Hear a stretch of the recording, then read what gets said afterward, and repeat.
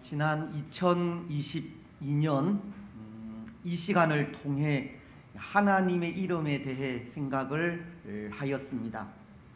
하나님의 이름이 갖는 의미와 하나님의 이름이 주는 능력을 통해 더욱 하나님만을 의지하자는 의도에서인데요. 그런데 혹 그동안 우리가 생각해 온 그 하나님의 이름이 몇 가지였는지 기억을 하시겠습니까? 11가지였습니다. 우리는 그동안 하나님의 이름을 11가지나 생각을 한 것입니다. 여러분, 그 중에 혹 기억나는 이름이 있다면 한번 말씀해 보십시오. 어떤 이름들이 기억이 나는지. 엘샤다이, 전능하신 하나님. 또 여호와 니시, 여호와 라파, 치료자 되시는 하나님. 승리의 깃발 여호와 니시, 그리고 평안을 뜻하는 여호와 샬롬, 거기에도 계신다는 뜻의 여호와 삼마, 등등 여러 이름에 대해서 우리는 생각을 하였는데 아마 기억이 나시리라 생각을 합니다. 그렇다면 지난 그 성탄절 이 전주에 생각한 이 하나님의 이름 혹 기억이 나실지 모르겠습니다. 우리 하나님의 이름에 대해서 지난해 마지막으로 생각한 그 이름이었는데요, 엘자로 시작하는 이름이었습니다. 엘리온, 지극히 높으신 하나님이라고 하는 의미입니다. 하나님은 지극히 높으신 하나님으로서 우리 삶의 모든 것을 주관하시고 주장하시며 다스리신다라는 의미입니다. 그래서 우리는 지극히 높으신 하나님을 인정하고 그 다스리심에 순복할 때 이 평탄함을 누릴 수 있다고 하였습니다. 지극히 높으신 하나님은 그 선하신 뜻대로 우리를 인도해 가시기 때문에 그 다스리심에 순종하게 될 때 평안함과 평탄함을 누리게 되는 것입니다. 여러분, 오늘 우리가 생각한 그 하나님의 이름들 늘 또 되새기시고, 특별히 엘리온, 지극히 높으신 하나님, 그 이름이 주는 의미를 또 되새기면서 그 이름이 주는 의미 그대로 지극히 높으신 하나님께서 그의 선하신 뜻대로 우리를 인도해 가심을 인정하고 고백하며 또 그 뜻에 온전히 순복하셔서 하나님 주시는 평안함, 하나님 주시는 평탄함을 또 마음껏 누리는 우리들이 되시기를 바랍니다. 오늘 우리는 또 하나 하나님의 이름에 대해 생각을 하고자 하는데요, 오늘 우리가 읽은 말씀을 통해서입니다. 여러분, 오늘 말씀을 통해 우리는 하나님을 어떤 하나님으로 고백할 수 있겠습니까? 먼저 1절은 이렇게 말씀하십니다. 여호와여, 주께서 나를 살펴보셨으므로 나를 아시나이다. 말씀은 하나님께서 우리를 살펴서 아시는 분으로 기록하고 있습니다. 그리고 2절 이하의 말씀들도 하나님은 우리의 앉고 일어섬을 아신다라고 하시고, 우리의 생각도 아신다고 하시며, 또 우리가 말하는 것은 물론이거니와 우리가 행하는 그 모든 행위까지 다 아시고 모르시는 것이 없다라고 합니다. 그래서 7절을 통해 하시는 말씀이 이런 말씀입니다. 내가 주의 영을 떠나 어디로 가며 주의 앞에서 어디로 피하리까? 하나님은 나의 일거수일투족을 다 아시기에 그 곁을 떠나 어디로도 갈 수 없다는 고백을 하고 있는 겁니다. 하나님은 우리의 모든 것을 다 아시는 전지하신 하나님이라는 겁니다. 사실 그렇지 않습니까? 우리의 모든 것을 다 알고 계시는 하나님 앞에서 우리가 피하여 달아날 곳은 없습니다. 요나를 생각해 보십시오. 하나님은 요나에게 니느웨로 가서 복음을 전하라고 하셨지만 요나는 하나님의 그 명령에 불순종하였습니다. 니느웨는 항상 이스라엘을 대적한 적이었고 심성이 악독한 사람들이기 때문입니다. 혹여나 그가 가서 복음을 전할 때 그들이 복음을 듣고 하나님께로 돌아오는 것이 이 요나는 싫었던 겁니다. 그래서 그는 니느웨가 아닌 이 다시스라는 곳으로 발길을 돌리게 되는데요. 그런데 그때 이 요나는 어느 길을 통해서 이 다시스로 도망하고자 하였습니까? 바닷길을 통해서입니다. 혹 이 바닷길을 통해 도망을 하면 하나님께서 모르실까 생각을 했기 때문입니다. 요나서가 그것을 가르치고 있지 않습니까? 요나서 1장 3절은 그러나 요나가 여호와의 얼굴을 피하려고 일어나 다시스로 도망하려 하여 욥바로 내려갔더니 마침 다시스로 가는 배를 만난지라. 요나는 여호와의 얼굴을 피하려고 이 바닷길을 선택하게 되었다는 겁니다. 하지만 정말 그렇습니까? 이 바닷길에는 하나님의 손길이 미치지 않는 길입니까? 그 길은 하나님의 얼굴을 피할 수 있는 길입니까? 결코 아닙니다. 하나님은 바닷길도 다스리시고 그곳에도 하나님의 손길은 미칩니다. 그래서 요나가 고백한 것이 있는데요, 요나서 1장 10절을 통해서입니다. 자기가 여호와의 얼굴을 피함인 줄을 그들에게 말하였으므로. 이 말씀은 하나님의 얼굴을 피하려고 탄 배가 이 큰 풍랑에 휩쓸리게 되자 그것이 하나님의 명령을 거역한 요나로 인해서라는 것을 알게 된 사람들에게 요나가 고백한 고백으로, 요나는 내가 하나님의 얼굴을 피하고자 이렇게 바닷길을 선택하여 도망을 하였지만 하나님은 이곳에도 계신다라는 고백입니다. 마치 오늘 다윗이 8절로 9절을 통해 고백한 것과 똑같은 고백을 요나는 하게 된 것입니다. 내가 하늘에 올라갈지라도 거기 계시며 스올에 내 자리를 펼지라도 거기 계시니이다. 내가 새벽 날개를 치며 바다 끝에 가서 거주할지라도 거기서도 주의 손이 나를 인도하시며 주의 오른손이 나를 붙드시리이다. 다윗은 하나님을 떠나 그 어디에도 거할 것이 없음을 고백하며 무소부재하신 하나님, 모든 것을 다 알고 계시는 전지하신 하나님을 고백하고 있듯이 요나 역시도 전지하시고 무소부재하신 하나님을 고백하게 되었다는 겁니다. 여러분, 그래서 그 하나님의 이름이 무엇인지 아십니까? 무소부재하신 하나님, 모든 것을 다 알고 계시는 전지하신 하나님, 그래서 감찰하시는 하나님의 이름이 엘로이라는 이름입니다. 어디에나 계시고 모든 것을 다 알고 계시는 하나님께서 항상 나를 살피신다라는 의미입니다. 나를 살펴보시고 아시는 하나님, 살피시고 인도하시고 도우신다라는 의미의 이름이 엘로이라는 이름입니다. 창세기서를 통해서도 그것을 볼 수 있는데요, 창세기 16장엔 이 하갈의 이야기가 나옵니다.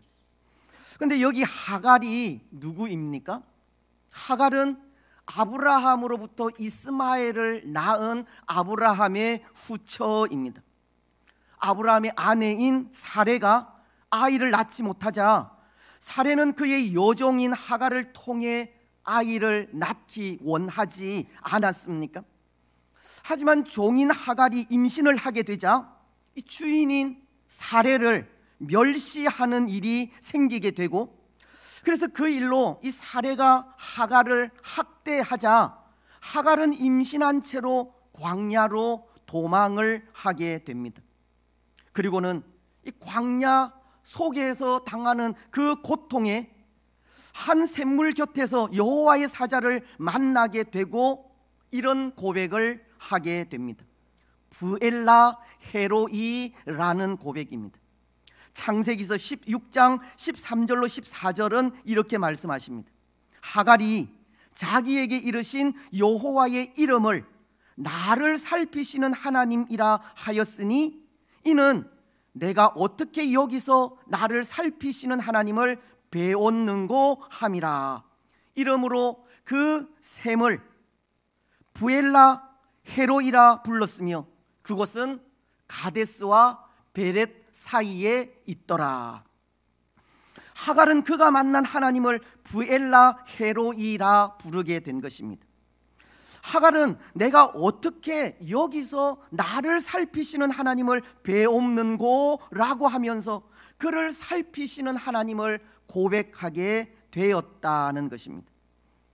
이것은 오늘 시편 139편을 통해 다윗이 고백한 엘로이라고 하는 단어와 같은 의미로서 나를 살피시는 하나님이라는 의미인 겁니다.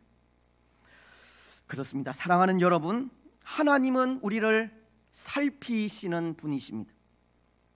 어디에나 계셔서 우리를 살피시고 언제나 깨어서 졸지도 주무시지도 않고 우리를 감찰하시고 돌보시는 분이 하나님이십니다. 여러분, 그것을 고백하십니까? 시편 121편도 3절로 6절을 통해 그것을 고백하고 있는데요. 여호와께서 너를 실족하지 아니하게 하시며 너를 지키시는 이가 졸지도 아니하시리로다.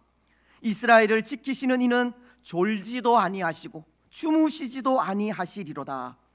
여호와는 너를 지키시는 이시라. 여호와께서 내 오른쪽에서 내 그늘이 되시나니 낮의 해가 너를 상하게 하지 아니하며 밤의 달도 너를 해치지 아니하리로다. 시편 121편도 고백하는 것이 하나님은 우리를 살피시는 하나님으로 고백하고 있는 겁니다. 그런데 여러분, 이 고백 속에 한 가지 의문이 생깁니다. 한 가지 고민이 생긴다는 겁니다. 그것은 하나님께서 우리를 살피신다면 밤낮으로 졸지도 주무시지도 않고 그렇게 우리를 돌보신다면 왜 오늘 우리가 고통 속에 있어야 하는가 하는 것 때문입니다. 왜 우리가 고통을 당해야 하는가 하는 겁니다. 하나님은 지극히 높으신 하나님으로서 우리 삶의 모든 것을 주관하시고 또 우리의 모든 것을 다 아시는 하나님께서 언제나 어디에나 계셔서 우리를 살피시고 있다면 오늘 우리에게는 아무런 고통도 아무런 아픔도 없어야 하는 것이 아닌가 하는 겁니다. 그렇지 않습니까? 오늘 우리에게 정말 아무런 아픔도 고통도 없어야 하는 것이 맞습니다.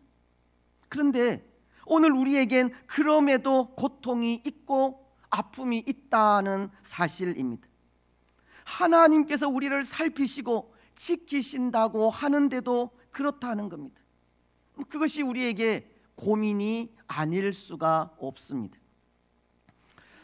여러분, 사사인 기드온 아시죠? 기드온도 그런 고민이 있었습니다.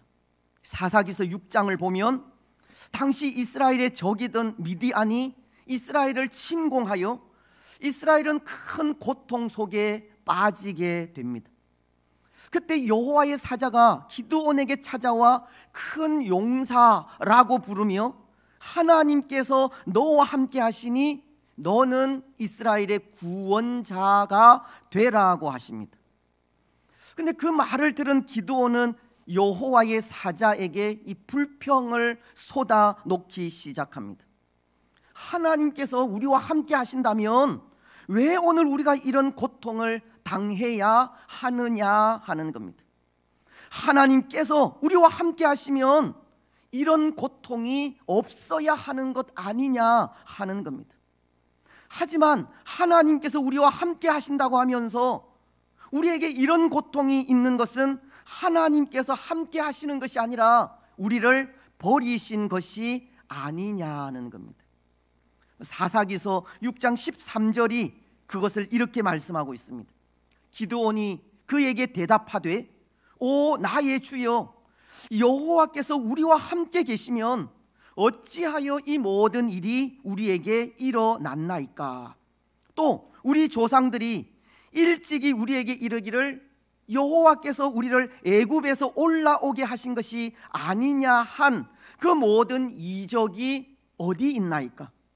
이제 여호와께서 우리를 버리사 미디안의 손에 우리를 넘겨주셨나이다 한지라. 기도는 하나님께서 함께 하신다고 하면서 이렇게 고통이 계속되는 것은 하나님께서 함께 하시는 것이 아니라 이 버리신 것이라고 한 겁니다. 여러분, 기도원의 불평이 틀린 것이 없지 않습니까? 하나님께서 함께 하신다면 뭐 고통이나 억압, 억눌림이 없어야 하는 것이 맞다 하는 겁니다. 오늘 우리에게도 우리를 살피시는 하나님께서 뭐 졸지도 주무시지도 않는다면 오늘 우리의 고통도 없어야 하는 것이 맞습니다. 하지만 그럼에도 우리에게는 늘 고통과 눈물과 아픔이 있습니다. 오늘 우리를 살피시는 하나님의 팔이 짧아서인지 아니면 우리의 힘이 되시는 하나님의 능력이 부족해서인지 우리는 늘 고통 가운데 있다는 겁니다. 오늘 우리는 언제까지 이런 고통 속에 있어야 하고 또 하나님은 언제까지 우리의 고통을 그렇게 지켜보고만 계셔야만 합니까? 그것이 고민이 아닐 수 없다는 겁니다. 그런데 여러분, 사실은 하나님께서 그렇게 우리를 지켜보셔야만 합니다. 졸지도 주무시지도 않고 깨어서 보고 계셔야만 합니다. 왜냐하면 그래야 우리의 구원이 이루어지기 때문입니다. 하나님께서 그렇게 지켜보셔야만 우리를 구하실 수 있기 때문입니다. 그렇지 않겠습니까? 한번 생각해 보십시오. 하나님께서 우리를 보고 있지 않다 생각할 때 우리의 구원이 이루어질 수 있겠습니까? 하나님께서 죄악 가운데 있는 우리를 보고 불쌍히 여기시지 않았다면, 하나님께서 죄로 인해 고통하는 우리를 보시지 않았다면 우리가 구원을 받았겠느냐는 겁니다.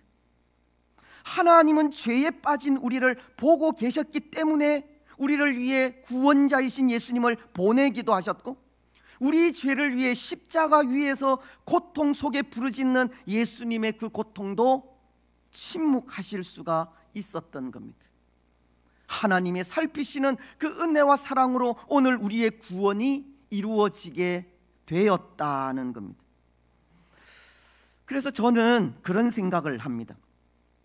하나님은 우리를 보고 계시지만 보고만 계시는 것이 아니라는 겁니다. 하나님은 우리를 가만히 보고만 계시는 것이 아니라 보고 있는 것 같으면서도 동시에 일도 하신다는 겁니다. 십자가 사건이 그렇지 않습니까? 때로 하나님은 십자가를 지신 예수님을 그저 보고만 계시는 것 같습니다. 마태복음은 27장 46절을 통해 이렇게 묘사하기 때문입니다. 제9시쯤에 예수께서 크게 소리 질러 이르시되 엘리 엘리 라마 사박다니 하시니 이는 곧 나의 하나님 나의 하나님 어찌하여 나를 버리셨나이까 하는 뜻이라. 예수님은 십자가 위에서 당하는 그 고통에 나의 하나님 나의 하나님 어찌하여 나를 버리셨나이까 라고 부르짖으셨지만 하나님은 아무런 말씀도 없으셨기 때문입니다. 어쩌면 십자가 위에서 예수님이 당하시는 그 고통에 하나님은 정말 12군단도 더 되는 천사를 보내요 이 십자가의 고통을 제거해 주실 만도 한데 하나님은 그 고통을 못 본 채 하셨기 때문입니다. 하나님은 십자가 앞에 아무 일도 하지 않고 가만히 계신 듯 보인다는 겁니다. 하지만 여러분, 하나님은 예수님의 고통에 그저 침묵하신 것이 아니지 않습니까? 그 침묵은 우리를 구원하시려는, 죄인들을 구원하시려는 하나님의 방법이기 때문입니다. 예수님의 십자가가 우리를 구원하는 유일한 길이기 때문입니다. 그래서 예수님의 십자가 앞에 하나님은 침묵하신 듯 보이지만 그것은 동시에 우리의 구원을 위해 일하신 하나님의 방법, 하나님의 뜻이기도 한 겁니다. 이사야서를 보면 62장 1절로 2절은 이렇게 말씀하십니다.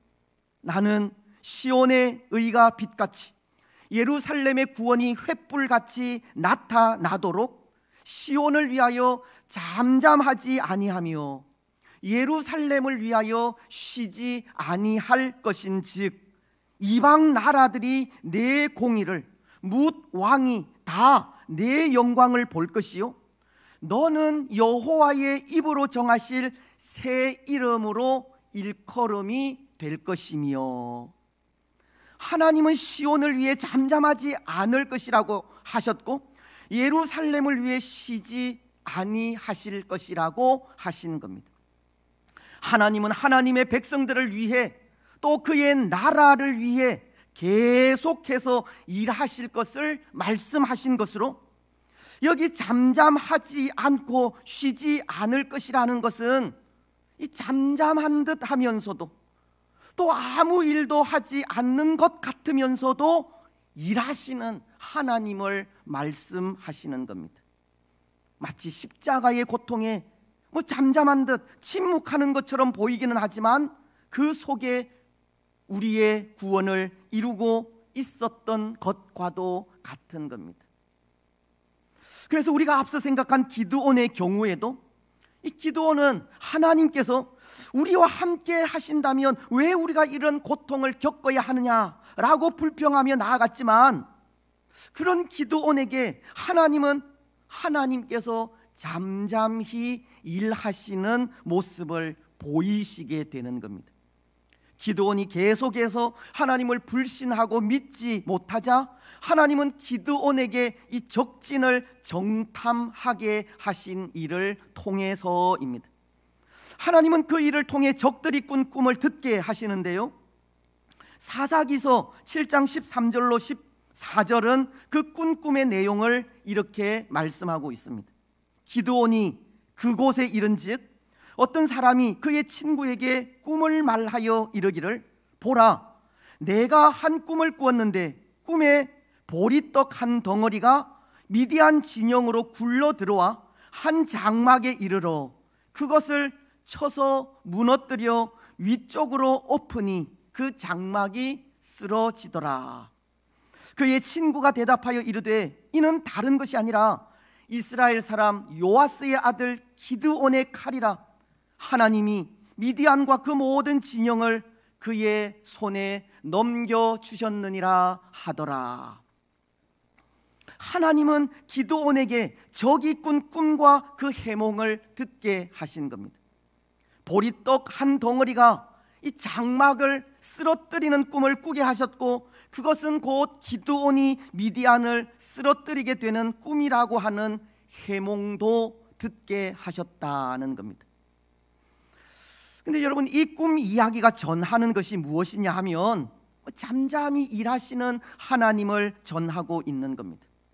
하나님은 우리 눈에 보이게 요란스럽게 일하시지 않지만 그 배후에서, 우리의 배후에서 모든 승리의 준비를 다 해놓고 그 때를 기다리신다는 것을 전하는 내용이라는 겁니다. 그래서 그 모습을 보고 하나님께서 일하시는 것을 안 기드온이 15절을 통해 이렇게 고백하며 나아갑니다. 기드온이 그 꿈과 해몽하는 말을 듣고 경배하며 이스라엘 진영으로 돌아와 이르되 일어나라, 여호와께서 미디안과 그 모든 진영을 너희 손에 넘겨주셨느니라 하고, 기드온은 하나님께서 일하시는 모습을 보고 용기를 얻게 되었다는 겁니다. 이스라엘의 고통에 가만히 보고만 있는 하나님이 아니라 이스라엘이 승리할 수 있도록 그 배후에서 모든 것을 준비해 두신 하나님을 보고 이 기드온은 힘을 얻고 그 하나님께 경배했다고 하는 겁니다. 그렇습니다. 사랑하는 여러분, 하나님은 우리의 고통을 가만히 보고만 계시는 분은 아닙니다. 가만히 보고 있기는 하지만 동시에 우리를 도우시기 위해 일도 하시는 분이 하나님이십니다. 잠잠히 계신 듯 하지만 그의 백성들을 위해 모든 계획과 방법을 다 세워놓고 있는 분이 하나님이십니다. 그래서 오늘 우리는 우리를 살피시는 이 엘로이 되시는 하나님을 믿고 우리 역시도 잠잠히 하나님만을 믿고 따라가기만 하면 되는 겁니다. 때로 우리에게 기드온처럼 불평이 나올 수도 있고, 때로 하나님께서 십자가 앞에서 침묵하신 것처럼 우리의 고통에 침묵하실 수도 있지만, 이미 하나님은 우리를 위해 그 모든 준비를 다 마쳐 놓으시고 때를 기다리고 있다라는 것을 생각하면서 잠잠히 그 이끄시는 일에 순종하기만 하면 된다는 겁니다. 빌립보서도 우리에게 그것을 요구하고 있지 않습니까? 4장 6절로 7절은 이렇게 말씀하시기 때문입니다. 아무것도 염려하지 말고 다만 모든 일에 기도와 간구로 너희 구할 것을 감사함으로 하나님께 아뢰라. 그리하면 모든 지각에 뛰어난 하나님의 평강이 그리스도 예수 안에서 너희 마음과 생각을 지키시리라. 말씀은 우리에게 아무것도 염려하지 말라고 하십니다. 다만 감사함으로 기도하라고 하십니다. 그리하면 하나님은 하나님께 기도하는 우리의 마음과 우리의 생각을 지키신다고 하신 겁니다. 근데 여러분, 사실 이 말씀에도 이 불만이 없는 것은 아닙니다. 왜냐하면 우리가 아무것도 염려하지 않고 감사함으로 기도하면 우리의 그 모든 소원을 이루시리라, 이렇게 하셔야 이 마음에 만족이 올 것 같은데요. 그런데 말씀은 뭐라고 하십니까? 그리하면 모든 지각에 뛰어난 하나님의 평강이 그리스도 예수 안에서 너희 마음과 생각을 지키시리라. 말씀은 우리 소원을 이루신다고 하신 것이 아니라 우리 마음과 생각을 지키신다라고 하기 때문입니다. 여기 하나님께서 우리 마음과 생각을 지키신다는 것은 우리의 기도가 이루어지지 않을 수 있다는 것을 가르치는 것이기도 하기 때문입니다. 그래서 이 말씀이 불만이라는 겁니다. 하지만 여러분, 한편으로 하나님께서 우리의 마음과 생각을 지켜주시는 것이, 지키시는 것이 맞다는 생각이 들기도 합니다. 왜냐하면 하나님께서 우리 마음과 생각을 지키신다는 것은 그 모든 일을 하나님께서 하신다라는 뜻이기 때문입니다. 또 하나님께서 우리 마음과 생각을 지키실 때 비록 우리가 원하는 일은 이루어지지 않아도 만족할 수 있다는 것을 가르치는 것이기 때문입니다. 우리의 기도는 우리를 가장 잘 아시는 하나님께서 들으시고 하나님의 때에 하나님께서 역사하시며, 그렇게 하나님의 때 하나님의 역사가 이루어질 때 우리 마음의 만족을 누릴 수 있다는 겁니다. 그래서 우리는 아무것도 염려하지 말고 감사함으로 기도하면 되는 겁니다. 하나님께서 이끄시는 대로, 하나님께서 원하시는 대로 순종하기만 하면 됩니다. 그러면 우리를 살피시는 엘로이이신 하나님께서 무슨 일이든 그의 선하신 뜻대로 우리를 인도하시고 도우시는 겁니다. 그렇습니다. 사랑하는 여러분, 이제 말씀을 맺겠습니다. 우리 하나님은 어디에나 계시는 하나님이십니다. 어디에나 계셔서 우리를 살피시고 인도하시는 하나님이십니다. 때로 침묵하신 듯 보여도, 때로 아무런 힘도 나타내지 못하신 듯 보여도 우리의 모든 삶을 다 보고 다 알고 계시는 분이 하나님이십니다. 우리 걷는 걸음을 가장 선하게 인도하실 수 있는 분이 하나님이시라는 겁니다. 그래서 오늘 우리가 우리의 모든 삶을 살피시고 인도하시는 엘로이이신 하나님을 고백한다면, 믿고 나아간다면 우리 삶은 좀 더 풍요로운 삶을 살아갈 수 있게 되는 겁니다.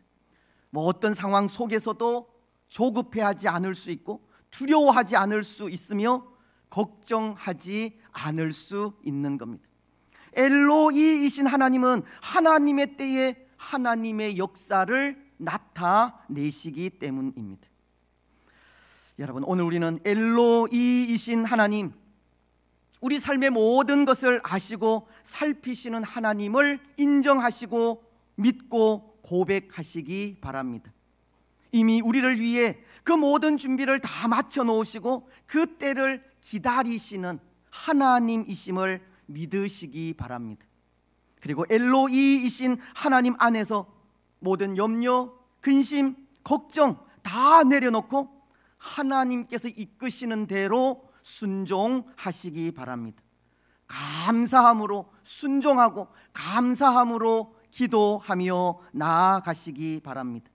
그래서 엘로이이신 하나님에 의해 선하게 인도될 우리의 그 미래를 바라보고 소망 가운데에서 이 풍요로운 믿음의 삶을 살아가는 복된 성도들이 되시기를 주님의 이름으로 축복합니다. 아멘.